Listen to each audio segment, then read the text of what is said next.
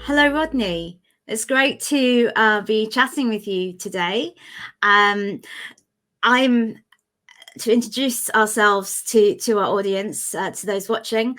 I'm Emily Jacob, and I work here at Namecheap in our CRM team, customer relationship marketing, and I'm responsible actually for bringing the Expert Summit to you. And I'm here with Rodney Brazil, who's one of our SEO specialists here at Namecheap. He's got a strong background in content marketing too, and he's going to talk to us today about link building the right way. And Rodney, I'd like to jump in and ask you, first of all, what is link building? Well, link building is making a proactive effort to get other websites to talk about your website, whether that's the homepage or other content pages on your website. It's the act of actually being proactive and reaching out and trying to get other websites to link to you. Okay, so why is that important? Well, it's important because, well, there's several reasons it's important. It's similar to maybe a more traditional public relations campaign. You know, a century ago, you might have a public relations firm who would reach out to newspapers and other people in the community to talk about what you're doing. And link building is, in a way, the same thing, but it's for the online community. So with link building, you're reaching out to other websites that talk about your product or talk about similar topics to what you include on your website, and kind of build a network of people that are all talking about your website and your pages and content. Oh, And yeah. Okay. And how does that then build? Say that again? How does that kind of get that buzz? How do you get that buzz from that? Gotcha. Well, so you get the buzz by having other smart voices, we'll say, in your industry, or we'll just say in your industry, talking about you. So, for example, if your friends are all talking about a new podcast, and the more people that talk about your podcast or talk about their new favorite podcast, the more likely it is, in your own mind, that you might like that as well and give it a try. Well, it's the same thing with these links. So if other websites that people trust are talking about a new website you've never heard of, and you see that once, twice, 3 times, then there's a pretty good idea that you might want to click on that link and visit that website. And so that's true of people, but it's also true of Google. Because when Google sees, and other search engines see, that there's a variety of authoritative websites talking about yours, that's a really strong clue to Google that your website is, worth the adding to the results page and worth giving more visibility on Google search engine or on search engine results pages. So if I get other organizations, other people to talk about my business in their blog posts or on their website pages, then Google's going to rate me higher than if I'm not mentioned on their pages. It will. Yes, that's exactly right. So the algorithm includes, among, to be clear, at least 100 other factors. Yes. It includes how other websites and other platforms are talking about your particular website or app or content. It does include that in its decision to rank you higher on search engine results pages. And that's true of Google and other search engines as well. So there's kind of like a double benefit of this link building. Not only are you getting that buzz with other people talking about you, and so people thinking, yes, I'll go check you out, but Google's also going to appreciate it as well and rank you higher. So there's that double benefit. It is, and that's really true of all SEO. The point of SEO is to sort of communicate with search engines, but the search engines are trying to communicate with real people. They want to serve up valuable results to actual end users who are going to click on that result and continue to trust their particular search engine. And so with all SEO, link building included, it's really crucial to not only think about communicating with computers and algorithms, but real people, which is the end goal. Yeah, of course. And what kind of links are you talking about when we're looking at link building? Are there different kinds of links that we ought to be looking at to insert onto our sites? Yeah, there are different kinds of links, and some are valuable and some are not. So one of the most important things that makes a link valuable is the authority of the website that the link appears on. So, for example, and authority can mean different things. It can mean, it can refer to the length of time that the website's been active. The longer a website has been active and publishing content, another website other than yours, it increases that what we call domain authority. And Right. You can find scores using SEO tools that will tell you, this is a high domain authority site or it's not. And that is important. But almost as important as that domain authority is just the authority in your particular industry.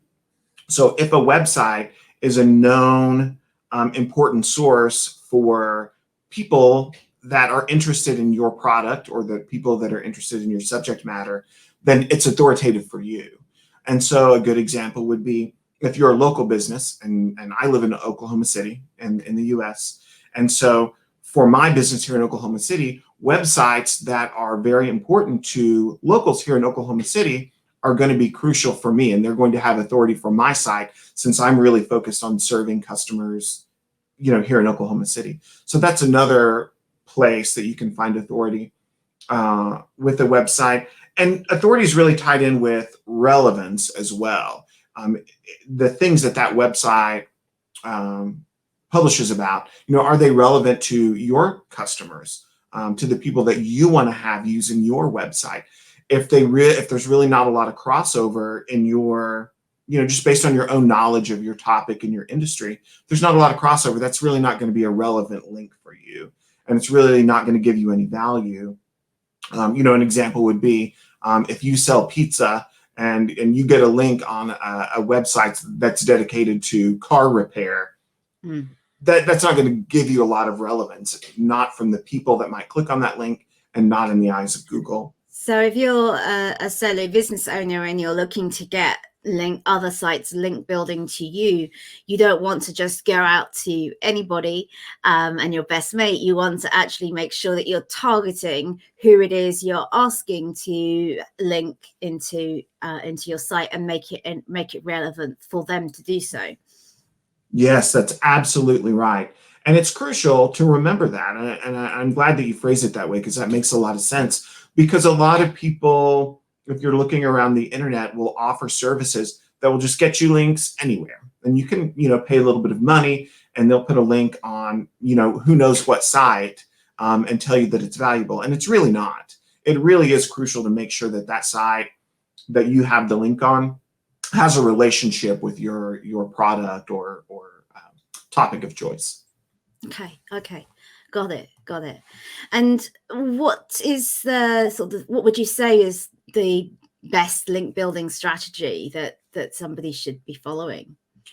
Right. So a good link building strategy, there's lots of ways to go about it, I will say. And you can find, like, as I mentioned, services that will help you. There are PR agencies that can help you. But really, it's very easy to do on your own. But it's important to be consistent, because just like a door-to-door salesman who's going and knocking on people's doors to asking them if they want to buy a vacuum cleaner, link building can feel the same in a certain way, because you're finding websites that maybe have never heard of you, have never heard of your product, have never read any of your articles, and you're contacting them and trying to start a relationship with them. So consistency is important. And honesty is important. You want to be really upfront that you're trying to get the word out about your product. You were trying to amplify this article that you spent a month working on that adds a lot of value. And you want to be clear about why you reached out to them, and why you see that there's a mutual benefit. The benefit to that person that's linking to you is that the readers of their pages or their articles might find additional helpful information on your website as well. And so, again, your websites need to have a relationship, but you're really building a personal relationship with those people that you reach out to. And I would also add in a couple of technical points to the best link building strategies. You want to make sure that you are using text and being very, very specific with how you want that link to be formatted on the site that you're reaching out to. So, as part of your communications with these websites, whether you're reaching out via email or social media, or maybe it's another local business that also publishes content that has a tangential relationship, and you're knocking on their door, you want to be specific about how you want that link to appear, and what words you want to be attached to that particular link. So you've got to be strategic. Again, the blanket mass emails to any and every website you can find on the internet, that's not going to be valuable to you, and it's not going to be worth the time. You want to be really specific. When you're being specific, could you say where you want it to appear in a particular article or on a particular page? Is that something that you should be talking to the website owner about? Absolutely, you can, and I recommend being specific about where you want it to go. When I am working on link outreach for Namecheap, a lot of times I'll find a website, for example, that's talking about WordPress, and I'll find an article that I really like, and I read the article. You've got to make sure that you understand what's on that page, and I'll read it, and then I think of content that we have on our website from our library that really supports that might actually be valuable to the reader of that article and answer questions that original piece doesn't. And then I'll reach out and I'll say, hey, I found this great article. I think that what we've got would be a great addition, would provide additional valuable information to the readers of your article. Would you have time to talk about adding a link within that article? But then I also keep it open as well, because ultimately, like I said, you're building a relationship. So I keep it open and say, like, if that isn't quite the right fit, I think we have a lot of the same goals with our website versus yours. I'd be happy to talk about other ways that we can collaborate and help one another. So there's more of a mutual link building relationship going on there too sometimes. Right. And so, you want to avoid just saying, I'll give you a link if you give one to me. Yeah. Because that's really not the point. The point is, here's an asset that we have that can help your readers and your site users. And then I think yours can help, our users as well. And let's find a way to use that mutual strength to help one another. So how do beginners get backlinks? I mean, Namecheap is quite a very big established company. We've been around for 20 years now. But if you're just starting out, how do you do this? Yeah. Well, there's really a lot of ways to get started. And I think that in my experience, the best place to start is just going to Google and, searching for your own business, stepping into the shoes of a customer and searching for whatever you're providing on your website.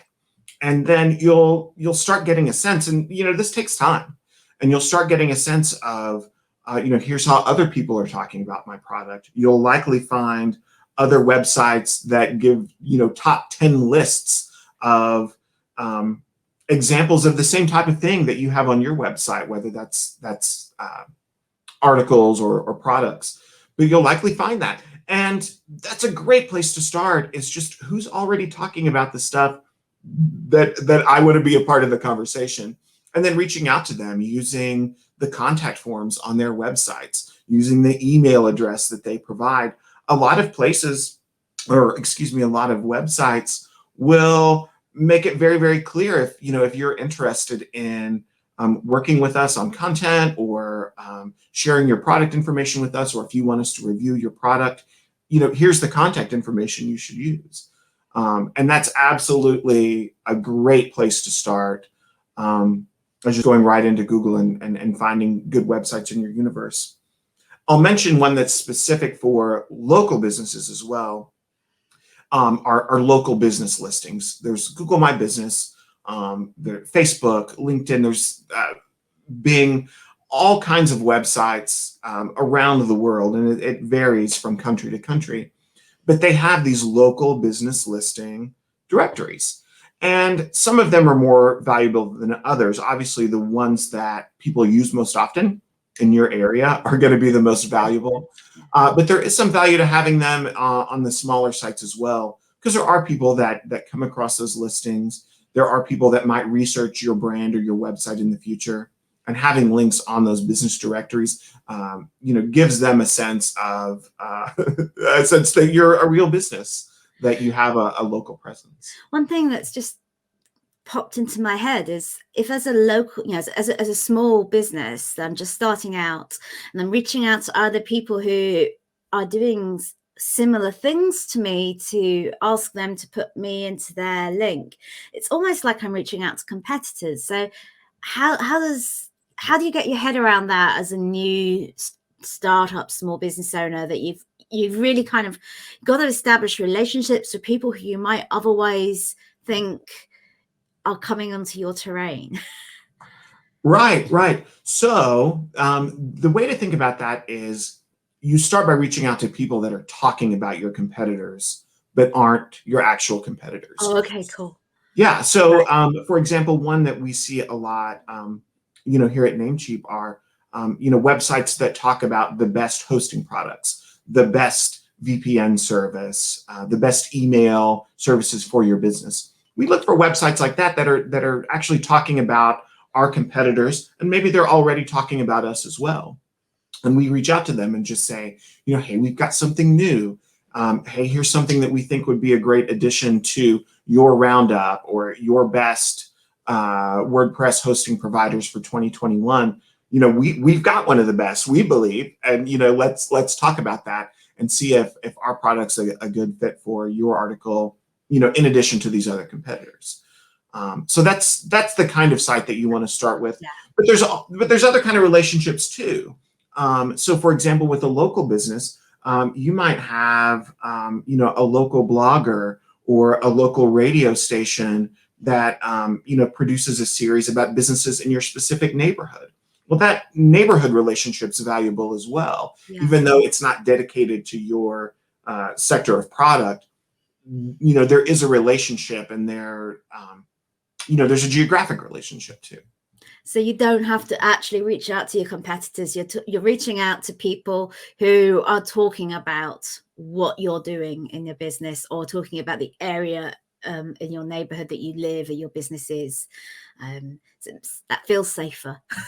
Yeah, that's exactly right. And that makes me think of another that I've used in the past, is if you are selling physical products, and maybe you have a vendor or a supplier that supplies materials but doesn't sell the exact same end product as you, that could create a relationship as well.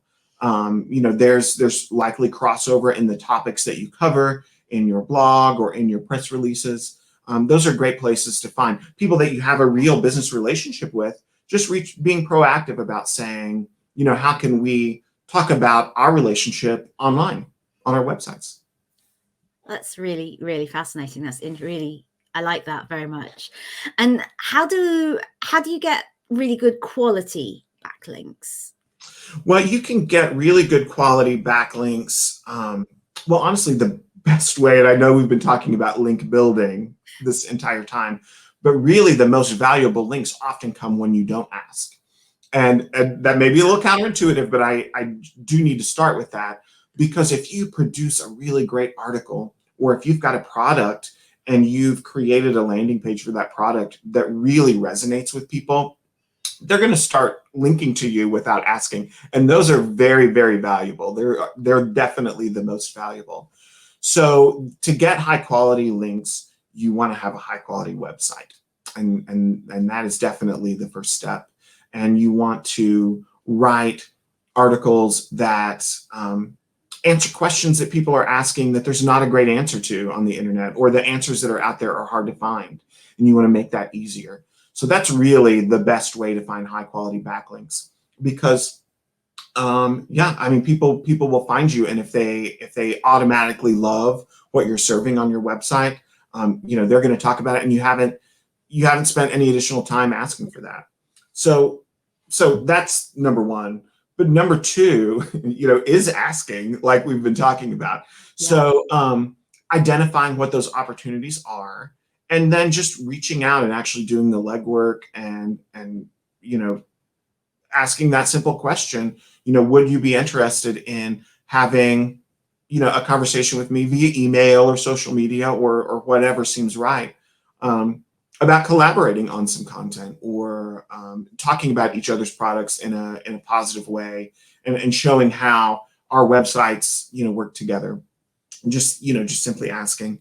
And then, kind of a third way, and this is more of a long-term approach to getting really good links, is to include links to other very valuable websites within your space, just on your own.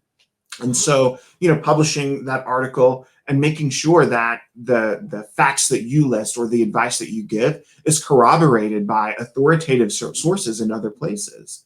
And if you do that, there's a tactical approach where you can actually reach out to those websites and say, hey, just wanted to make you aware, we really loved your article, and we linked to it in ours, and wanted to let you know. Sometimes they will, share that on their Twitter feed or what have you, that can help, get traffic to your article. But then, this is why I say it's a long-term approach. People that, real people will just come to your website. They'll find your article on a search engine, and they'll see, they've really done their research, and they've included these very, very smart websites and people to back up the points that they're making on their page. And that gives me some trust. And so I know that I can trust this page as a person. So I'm going to pass this information along to other people that trust me. And that's another great way to get high quality links. One of the things that I'm wondering is, this all feels fantastic, also feels like it takes a lot of time. It's a lot of legwork. It's a lot of research, and choosing who to talk to and how to talk to them and to ask for the link. What kind of time should a small business owner be devoting to link building? Well, that's a really good question. And you are right. It does take a very long time. It can take a very long time, depending on how dedicated you are to this type of a marketing practice. So how I would answer that is, it's one of many factors that can help your website and your business become successful online. It's by no means something that you have to do, because there's other factors that people and Google look at. And so really what you have to think about is, what do your team resources look like? Do you have the money, to spend on, the hours that it will take identifying these opportunities and reaching out to them? Now, that being said, there are very, very legitimate PR companies out there that can help you with this. And so you can absolutely contract out a reputable, worthwhile local team, talk about your business goals, who can help you with digital marketing. And link building will probably be a component of that. But if you're really, if you're a solopreneur, or you're trying to spend these hours, on your own, I would definitely recommend planning on, each time you sit down, spending 2 to 3 hours on your outreach. And then you have to think about, when these people respond, a lot of them want to know more about you and want to have a conversation. It's a relationship building practice. So, if you feel like this is right, if this is one of the methods that you really want to focus on, I would definitely recommend planning out several hours a week. I'm just thinking, I have businesses outside of Namecheap as well, and I'm just thinking that when we're allowed to go back outside networking or virtual networking, there's always people in similar adjacent businesses who are also there. And I'm thinking actually maybe this is something that should be top of mind of the agenda, to talk to people about how you can support and help each other in when you're creating content, to create the black backlinks, and asking, would you use me in your next piece, and to start to create that collaboration in those networks that people are in. I think that's something that it could become more top of mind and less of an afterthought. Definitely, I think. Yeah, I agree. And again, you mentioned like going back out and networking in person again. In the fall fall of 2019, I attended WordCamp US on behalf of Namecheap. And that's one of the things that I absolutely did, is as I was going by, finding people that might have a complementary service to what Namecheap offers, just talking to them about what they need for their website, and multiple ways that we can work together to bring potential customers to services that are going to be valuable for them, and how that's going to work together. Specifically, I talked to WordPress plugin developers and WordPress theme developers that were in attendance there. And some of those relationships did turn into something where we worked together on either content or even just conversations about our products. And some of them didn't, but it was absolutely useful, and you learn about your own product as well when you have those conversations. It's all about building relationships, isn't it? Really? Yeah. Oh, this has been absolutely fascinating, Rodney. Thank you so much for doing this thank you. for us. And I do not know how to finish. Maybe we just stop it there before I came to the Gotcha. That sounds good. Awesome. Thanks, Rodney. Thanks, Emily.